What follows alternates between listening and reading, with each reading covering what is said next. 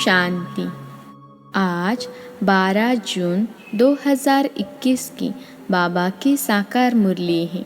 मुरली के महावाक्य हैं, मीठे बच्चे, सूर्यवंशी राज्य पद लेने के लिए अपना सब कुछ बाप पर स्वाहा करो। सूर्यवंशी राज्य पद अर्थात एयर कंडीशन टिकट। प्रश्न है, इस दुनिया में तुम बच्चों से अधिक खुशनसीब कोई भी नहीं, कैसे?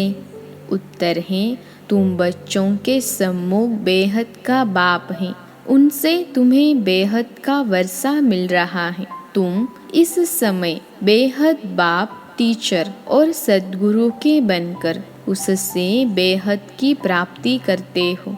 दुनिया वाले तो उसे जानते भी नहीं, तो तुम्हारे जैसा खुशनसीब हो कैसे सकते? गीत है, बड़ा खुशनसीब है। ओम शांति। ब्राह्मण कुलभूषण बच्चे जानते हैं कि अभी हम ब्राह्मण संप्रदाय के हैं, फिर देवी संप्रदाय बनेंगे। बच्चों को बाप बेट समझाते हैं, जबकि बेहद का बाप सम्मुख है और उससे बेहद का वर्षा मिल रहा है। बाकी और क्या चाहिए? भक्ति मार्ग कब से चलता है यह कोई को पता नहीं है। भक्ति मार्ग वाले भक्त भगवान को अथवा ब्राइडग्रूम को याद करते हैं, परंतु वंडर है कि उनको जानते नहीं। ऐसा कभी देखा कि सजनी साजन को न जाने? नहीं तो याद कर ही कैसे सकती? भगवान तो सबका बाप ठहरा। बच्चे बाप को याद करते हैं, परंतु पहचान बिगर याद करना सब व्यर्थ हो जाता है। इसलिए याद करने से कोई फायदा नहीं निकलता। याद करते कोई भी उस एम ऑब्जेक्ट को पाते नहीं। भगवान कौन है, उससे क्या मिलेगा, कुछ भी नहीं जानते। इतने सब धर्म, क्राइस्ट, बौद्ध आदि प्रिसेप्टर अथवा धर्म स्थापन करने वालों को उनके फॉलोअर्स याद करते हैं, परंतु उनको याद करने से हमको क्या मिलना है, कुछ भी पता नहीं है। इससे तो जिस्मानी पढ़ाई अच्छी है। एम ऑब्जेक्ट तो बुद्धि में रहती है ना। बाप से क्या मिलता है, टीचर से क्या मिलता है और गुरु से क्या मिलता है, यह और कोई भी नहीं समझ सकते हैं। तुम यहाँ बाप के, फिर टीचर के, फिर सद्गुरु के बनते हो। बाप और टीचर से गुरु ऊंच होता है। अब तुम बच्चों को निश्चय हुआ कि हम बाप के बने हैं। बाबा हमको 5000 वर्ष पहले मुहाफिक आकर के स्वर्ग का मालिक बनाते हैं अथवा शांति धाम का मालिक बनाते हैं। बाप कहते हैं, लाडले बच्चे, तुम मुझसे अपना वर्षा लेंगे ना? सब कहते हैं, हाँ बाबा, क्यों नहीं लेंगे। अच्छा, चंद्रवंशी रामपद पाने में राजी होंगे? तुमको क्या चाहिए? बाप सौगात ले आए हैं। तुम सूर्यवंशी लक्ष्मी को वरेंगे या चंद्रवंशी सीता को? तुम अपनी शक्ल तो देखो। श्री नारायण को व श्री लक्ष्मी को वरने लायक हो, बिगर लायक बनने के वर कैसे सकते? अब बाप बेट समझाते हैं, हुबहू जैसे कल्प पहले समझाया था, फिर से समझा रहे हैं। तुम फिर से आकर वर्षा ले रहे हो। तुम्हारी एम ऑब्जेक्ट ही है बेहद के बाप से बेहद का वर्षा लेने की। वह है सूर्यवंशी राज्य पद। सेकेंड ग्रेड है चंद्रवंशी।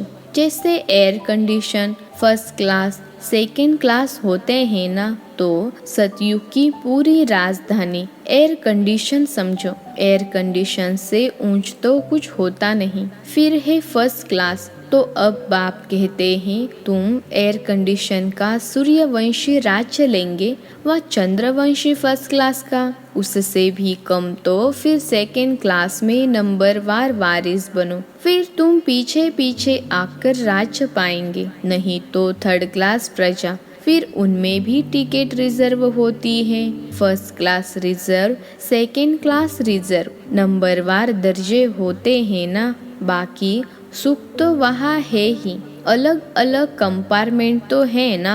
साहूकार आदमी टिकट लेंगे एयर कंडीशन की, तुम्हारे में साहूकार कौन बनते हैं जो सब कुछ बाप को दे देते हैं। बाबा यह सब कुछ आपका है। भारत में ही महिमा गाई हुई है, सौदागर, रत्नाकर, जादूगर, यह महिमा है बाप की, न कि श्री कृष्ण की। कृष्ण ने तो वर्षा लिया, सतयुग में प्रालब्ध पाई, वह भी बाबा का बना। प्रालब्ध कहाँ से तो पाई होगी ना, लक्ष्मी नारायण सतयुग में प्रालब्ध भोगते हैं। अब तुम बच्चे अच्छी रीति जानते हो, जरूर इन्होंने पास्ट में प्रालब्ध बनाई होगी ना।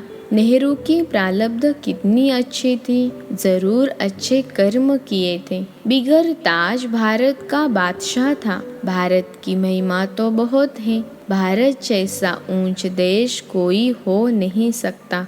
भारत परमपिता परमात्मा का बर्थ प्लेस है। यह राज कोई की बुद्धि में नहीं बैठता। परमात्मा ही सबको सुख शांति देते हैं आधा कल्प के लिए।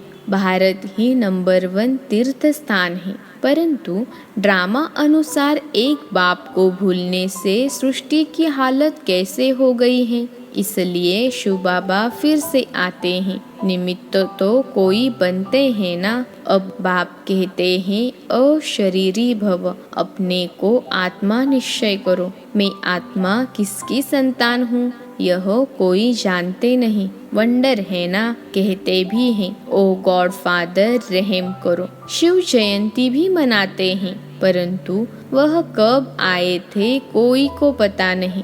और यह है 5000 वर्ष की बात। बाप ही आकर नई दुनिया सतयुग स्थापन करते हैं। सतयुग की आयु लाखों वर्ष तो है नहीं, तो घोर अंधियारा है ना। गीता का उपदेश कितने आकर सुनते हैं, परंतु न पढ़ाने वाले न पढ़ने वाले कुछ समझते हैं। बाप कितना सहज कर समझाते हैं। सिर्फ बाप को याद करो। गृहस्थ व्यवहार में रहते कमल फूल समान बनो। विष्णु को ही सब अलंकार दिए हैं, शंख भी दिया है, फूल भी दिया है। वास्तव में देवताओं को थोड़े ही दिया जाता है। यह कितनी गुह्य गंभीर बातें हैं। हे ब्राह्मणों के अलंकार, परंतु ब्राह्मणों को कैसे देवे। आज ब्राह्मण है, कल शूद्र बन पड़ते हैं। ब्रह्मा कुमार ही शूद्र कुमार बन पड़ते। माया देरी नहीं करती। अगर कोई गफलत की, बाप की श्रीमत पर न चला, बुद्धि खराब हुई, माया अच्छी तरह चमाट मार मुंह फेर देती है। मनुष्य गुस्से में कहते हैं ना, थप्पड़ मार मुंह फेर दूंगा। तो माया भी ऐसी है। बाप को भूले और माया 1 सेकेंड में थप्पड़ मार मुंह फेर देती है। 1 सेकेंड में जीवन मुक्ति पाते हैं। माया सेकेंड में जीवन मुक्ति खत्म कर देती है। कितने अच्छे अच्छे बच्चों को माया पकड़ लेती है। देखती है कहाँ गफलत में है तो झट थप्पड़ लगा देती है। बाप तो आकर पुरानी दुनिया से मुंह फिराते हैं। लौकिक बाप कोई गरीब होता है, पुरानी झोपड़ी में रहते हैं, फिर नया बनाते हैं, तो बच्चों की बुद्धि में बैठ जाता है बस अब नया मकान तैयार होगा, हम जाकर बैठेंगे, यह पुराना तोड़ देंगे। अब बाप ने तुम्हारे लिए हथेली पर बहिश्त अथवा बैकुंठ लाया है। कहते हैं लाडले बच्चे आत्माओं से बात करते हैं। इन आँखों द्वारा तुम बच्चों को देख रहे हैं। बाप समझाते हैं मैं भी ड्रामा के वश हूँ। ऐसे नहीं ड्रामा के बिगर कुछ कर सकता हूँ। नहीं, बच्चे बीमार पड़ते हैं, ऐसे नहीं मैं ठीक कर दूंगा, ऑपरेशन करने से छुड़ा दूंगा। नहीं, कर्म भोग तो सबको भोगना ही है। तुम्हारे ऊपर तो बोझा बहुत है, क्योंकि तुम सबसे पुराने हो। सतो प्रधान से एकदम तमो प्रधान बने हो। अब तुम बच्चों को बाप मिला है तो बाप से वर्षा लेना चाहिए। तुम जानते हो कल्प कल्प ड्रामा अनुसार हम बाप से वर्षा लेते हैं। जो सूर्यवंशी चंद्रवंशी घराने के होंगे वह अवश्य आएंगे। जो देवता थे फिर शूद्र बन गए हैं, फिर वही ब्राह्मण बन दैवी संप्रदाय बनेंगे। यह बातें बाप बिगर कोई समझा न सके। बाप को तुम बच्चे कितने मीठे लगते हो। कहते हैं तुम वही कल्प पहले वाले मेरे बच्चे हो। मैं कल्प कल्प आकर तुमको पढ़ाता हूँ। कितनी वंडरफुल बातें हैं। निराकार भगवानुवाच, शरीर से वॉच करेंगे ना। शरीर अलग हो जाता तो आत्मा वॉच नहीं कर सकती, आत्मा डिटैच हो जाती हैं। अब बाप कहते हैं अशरीरी भव। ऐसे नहीं कि प्राणायाम आदि चढ़ाना है, नहीं, समझना है मैं आत्मा अविनाशी हूँ। मेरी आत्मा में 84 जन्मों का पाठ भरा हुआ है। बाप खुद कहते हैं मेरी आत्मा भी जो एक्ट करती है वह सब पाठ भरा हुआ है। भक्ति मार्ग में वहाँ पाठ चलता है, फिर ज्ञान मार्ग में यहाँ आकर ज्ञान देता हूँ। भक्ति मार्ग वालों को ज्ञान का पता ही नहीं है। कोई ने शराब पिया नहीं तो टेस्ट का कैसे पता हो। ज्ञान भी जब लेवे तब पता पड़े। ज्ञान से सद्गति होती है तो जरूर ज्ञान सागर ही सद्गति कर सकते हैं। बाप कहते हैं मैं सर्व का सद्गति दाता हूँ। सर्वोदया लीडर है ना, कितने किस्म किस्म के हैं। वास्तव में तो सर्व पर दया करने वाला बाप है। बाप से कहते हैं हे भगवान रहम करो, तो सब पर रहम वो करते हैं। बाकी सब है हद के रहम करने वाले। बाप तो सारी दुनिया को सतोप्रधान बनाते हैं, उसमें तत्व भी सतोप्रधान बन जाते हैं। यह काम है ही परमात्मा का। तो सर्वोदया का अर्थ कितना बड़ा है। एकदम सब पर दया कर लेते हैं। स्वर्ग की स्थापना में कोई भी दुखी नहीं होता है। वहाँ नंबर 1 फर्नीचर, वैभव आदि मिलते हैं। दुख देने वाले जानवर, मक्खी आदि कोई नहीं होते। वहाँ भी बड़े आदमी के घर में कितनी सफाई रहती है। कभी तुम मक्खी नहीं देखेंगे, कोई मच्छर आदि घुस न सके। स्वर्ग में कोई भी ताकत नहीं जो आ सके।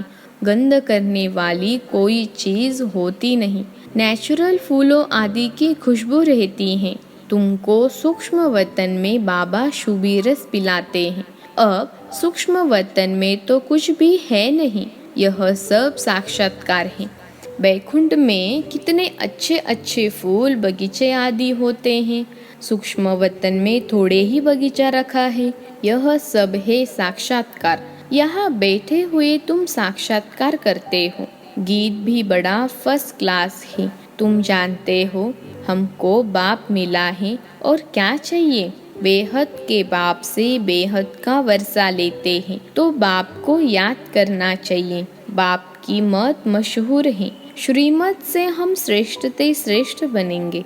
बाकी है सबकी आसुरी मत, इसलिए वह जानते नहीं कि सतयुग में सदैव सुख था। लक्ष्मी नारायण का राज्य था। छोटेपन में वही राधे कृष्ण है। उनके चरित्र आदि कुछ है नहीं। स्वर्ग में तो सब बच्चे बड़े फर्स्ट क्लास होते हैं। चंचलता की कोई बात ही नहीं होती है। अच्छा, मीठे मीठे सिखिलते बच्चों प्रति माता पिता बाप दादा का याद प्यार और गुड मॉर्निंग। रूहानी बाप की रूहानी बच्चों को नमस्ते। हम रूहानी बच्चों की रूहानी माता पिता बाप दादा को याद प्यार गुड मॉर्निंग और नमस्ते बाबा नमस्ते। धारणा के लिए मुख्य सार पहली पॉइंट है, जब इस पुरानी दुनिया से मुंह फेर लिया तो फिर ऐसी कोई गफलत नहीं करनी है जो माया अपनी तरफ मुंह कर ले। श्रीमत की अवज्ञा नहीं करनी है। बाप से पूरा वर्षा लेना है। दूसरी पॉइंट है, बाप पर अपना सब कुछ स्वाहा कर पक्का वारिस बन। सतयुगी एयर कंडीशन की टिकट लेनी है। एम ऑब्जेक्ट को बुद्धि में रख पुरुषार्थ करना है। आज का वरदान है, सेकंड में सर्व कमजोरियों से मुक्ति प्राप्त कर। मर्यादा पुरुषोत्तम बनने वाले सदा स्नेही भव। सेकंड में सर्व कमजोरियों से मुक्ति प्राप्त कर मर्यादा पुरुषोत्तम बनने वाले सदा स्नेही भव। विश्लेषण है, जैसे स्नेही स्नेह में आकर अपना सब कुछ न्योछावर व अर्पण कर देते हैं। स्नेही को कुछ भी समर्पण करने के लिए सोचना नहीं पड़ता। तो जो भी मर्यादाएं व नियम सुनते हो उन्हें प्रैक्टिकल में लाने अथवा सर्व कमजोरियों से मुक्ति प्राप्त करने की सहज युक्ति है। सदा एक बाप के स्नेही बनो। जिसके स्नेही हो निरंतर उसके स्नेह में रहो तो रूहानियत का रंग लग जाएगा और एक सेकंड में मर्यादा पुरुषोत्तम बन जाएंगे, क्योंकि स्नेही को बाप का सहयोग स्वतः मिल जाता है। आज का स्लोगन है, निश्चय का फाउंडेशन मजबूत है तो संपूर्णता तक पहुंचना निश्चित है। निश्चय का फाउंडेशन मजबूत है तो संपूर्णता तक पहुंचना निश्चित है। मातेश्वरी जी के अनमोल महावाक्य। मनुष्य लोक, देवलोक, भूत प्रेतों की दुनिया का विस्तार। बहुत मनुष्य प्रश्न करते हैं, यह जो अशुद्ध जीवात्माएं जिनको घोस्ट कहा जाता है, यह सच है या कल्पना है अथवा वहम है? उस पर आज स्पष्ट समझाया जाता है कि मनुष्य आत्मा जब विकर्म करती है तो उनको अनेक प्रकार से सजाएं भोगनी अवश्य पड़ती है, और भोगनी भी मनुष्य जन्म में है, न कि जानवर, पंछी और पशु योनियों में। मनुष्य मनुष्य ही बनता है। मनुष्य आत्मा अलग है और जानवरों की आत्मा अलग है। मनुष्य कभी जानवर नहीं बनता और न जानवर कभी मनुष्य बन सकता है। उनकी दुनिया अपनी है, यह मनुष्य आत्माओं की दुनिया अपनी है। दुख सुख भोगने की महसूसता मनुष्य में जाती है, न कि जानवरों में। जब हम शुद्ध कर्म करने से सुख भी मनुष्य तन में पाते हैं तो दुख भी जरूर मनुष्य तन में ही आकर भोगना है, और यह ज्ञान सुनने की बुद्धि भी मनुष्य तन में ही रहती है, न कि जानवरों में। तो इस सृष्टि खेल में मुख्य पार्ट मनुष्य का है। यह जानवर, पंछी आदि तो जैसे सृष्टि ड्रामा की शोभा है। सारे कल्प के अंदर सतयुग आदि से कलयुग के अंत तक मनुष्य आत्माओं के 84 जन्म हैं। बाकी यह 84 लाख तो जानवर, पंछी आदि की वैरायटी हो सकती है। अब यह सब राज परमात्मा बिगर कोई नहीं समझा सकता। आत्माओं का निवास स्थान है ब्रह्म तत्व, अर्थात निराकारी दुनिया। बाकी इन जानवरों की आत्माएं ब्रह्म तत्व में नहीं जा सकती। वह इस आकाश तत्व के अंदर ही पार्ट बजाती हैं। उनका भी मर्ज इमर्ज का और सतो रजो तमो में आने का पार्ट होता है। इसलिए हमें प्रकृति के बहुत विस्तार में न जाकर पहले अपनी आत्मा का कल्याण करें, अर्थात मन मना भव। अब आते हैं मनुष्य आत्मा पर। तो जो आत्माएं अशुद्ध कर्म करने से विकर्म बनाती हैं, वो अपने अशुद्ध संस्कार अनुसार जन्म मरण के चक्कर में आए आदि मध्य अंत अर्थात मरने के समय अपने किए हुए विकर्मों का साक्षात्कार पाए सूक्ष्म में सजा भोगती हैं।